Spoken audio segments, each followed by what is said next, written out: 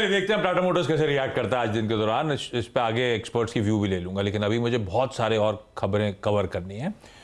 वायदा बाजार के नंबर्स आए, किसी ल्यूपिन का, किसी दीपक नाइट्राइट का, किसी पिरामिड एलएनजी का, किसी पिडिलाइट का, किसी पिरामिड एंटरप्राइजेस का।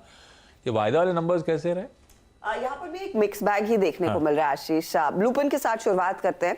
अगर आप कंपेयर करें ईयरली बेसिस पर तो इम्प्रूवमेंट देखने को मिला है, लेकिन एक्सपेक्टेशंस यहाँ पर भी मीट नहीं हुई हैं। रेवेन्यू का आंकड़ा जहां पर 1% तक का हल्का सा डिक्लाइन देखने को मिला है, 4091 करोड़ के आसपास। प्रॉफिटेबिलिटी 129 करोड़ की लॉस से मुनाफे में आई है, तो वो एक पॉजिटिव है। 170 करोड़ के मुनाफे का दरअसल अनुमान था मार्केट को। इबिटा लेवल पर प्रेशर बनता हुआ 18% तक की गिरावट देखने को मिली है, 450 करोड़ के आसपास का इबिटा। और मार्जिन आप देखेंगे 6% से बढ़कर करीब 10.9% पर आए। तो मार्जिन फ्रंट पर और साथ ही साथ इबिट फ्रंट पर कंपनी ने एक बीट दिखाया है। अब कंपनी कह रही है कि यूएस में जो बाउंस बैक है वो साफ देखने को मिल रहा है। इंडिया ग्रोथ लगभग जो मार्केट एक्सपेक्ट कर रहा था उसी के मुताबिक आती हुई दिखाई दी है। यहाँ पर इंडिया में सिर्फ 3% तक का सालाना ग्रोथ देखने को मिला है। ईमिया मार्केट में देख रहे हैं कुछ मार्केट्स है जहां पर double digit growth year on year देखने को मिल रही है। अब आते हैं दीपक नाइट्रेट पर। दीपक नाइट्रेट एक काफी हॉट स्टॉक रहा है, लेकिन जितना ये स्टॉक हॉट रहा है उतने ही नंबर्स इसके निराशाजनक। एक और कमजोर क्वार्टर, रेवेन्यू सिर्फ 17% ही बढ़ा है। प्रॉफिट आप देखेंगे 31% घटता हुआ 174 करोड़ पर आ गया है। वहीं इबिटा में भी करीब करीब 30% तक की गिरावट देखने को मिली है इस कारोबारी इस क्वार्टर में, और 22 लगभग 23% के मार्जिन 13.8% पर आ गए। तो यहाँ पर ड्रास्टिक कट देखने को मिल रहा है मार्जिन्स पर। ये इनफैक्ट बेहद चिंताजनक स्थिति उभर कर आ रही है। इतनी खासी गिरावट कहां से आई है? इनका जो फिनोलिक्स का बिजनेस है वहां पर खासा दबाव देखने को मिल रहा है। इधर इबिट में करीब 53% तक की गिरावट देखने को मिल रही है ईयर ऑन ईयर, और क्वार्टर ऑन क्वार्टर भी अगर आप देखेंगे तो 45% बिजनेस डाउन है। तो यहां पर सबसे ज्यादा दबाव बनता हुआ दिखाई दे रहा है और वो पूरे परफॉर्मेंस को कर रहा है ड्रैग। पेट्रोनेट एलएनजी नंबर्स ठीक है, ज्यादा कुछ हुआ नहीं है। मुनाफे में दबाव है करीब 9.5% के आसपास का। रेवेन्यू 48% बढ़ा है।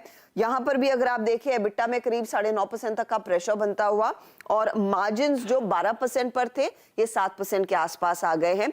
ये भी एक थोड़ा सा कमजोर क्वार्टर। पिडिलाइट के नंबर्स और पिडिलाइट की कमेंट्री पर ध्यान देना चाहिए। पिडिलाइट ने भी कमजोर प्रदर्शन ही दिखाया है। 11% का डिक्लाइन मुनाफे में, 332 करोड़ के आसपास आंकड़ा आया। रेवेन्यू हालांकि 15% बढ़कर 3000 करोड़ के ऊपर निकला है। 350 करोड़ का अनुमान था मुनाफे में, तो वहां पर एक डेफिनेट मिस है। इबिटा में भी 9% तक की गिरावट देखने को मिली है। ये लगभग 500 करोड़ पर आया, ये 532 करोड़ के आसपास रहने का अनुमान था। मार्जिन यहां पर भी खासे कॉन्ट्रैक्ट हुए हैं। 21% का मार्जिन अब 16.5% पर आ गया। इस क्वार्टर में इनपुट कॉस्ट दरअसल हाईएस्ट एवर रहा है, और वही दरअसल मार्जिन्स को ड्रैग कर रहा है।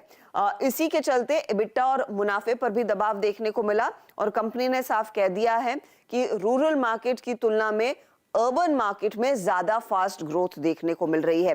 बलरामपुर चीनी भी रेडार पर रखेंगे। यहां पर भी खराब तिमाही, शुगर बिजनेस की तरफ से दबाव देखने को मिल रहा है। रेवेन्यू 8% घटा है, 1113 करोड़ पर आया। इबिटा लॉस आया है 16 करोड़ का versus a profit of 135 crore. Net loss करीब करीब 29 करोड़ का। पिछले साल इस तिमाही में लगभग 80 करोड़ का मुनाफा कंपनी ने कमाया था। 11% के मार्जिन 1.4% पर आ गए हैं, और शुगर बिजनेस में सबसे ज्यादा ड्रैग देखने को मिला है। शुगर बिजनेस में रेवेन्यू लगभग 8.5% घटा है, और लॉस आया करीब करीब 90 करोड़ का, और यही वो पेन पॉइंट है बलरामपुर चीनी के लिए। और कई लोग मुझसे आगे कर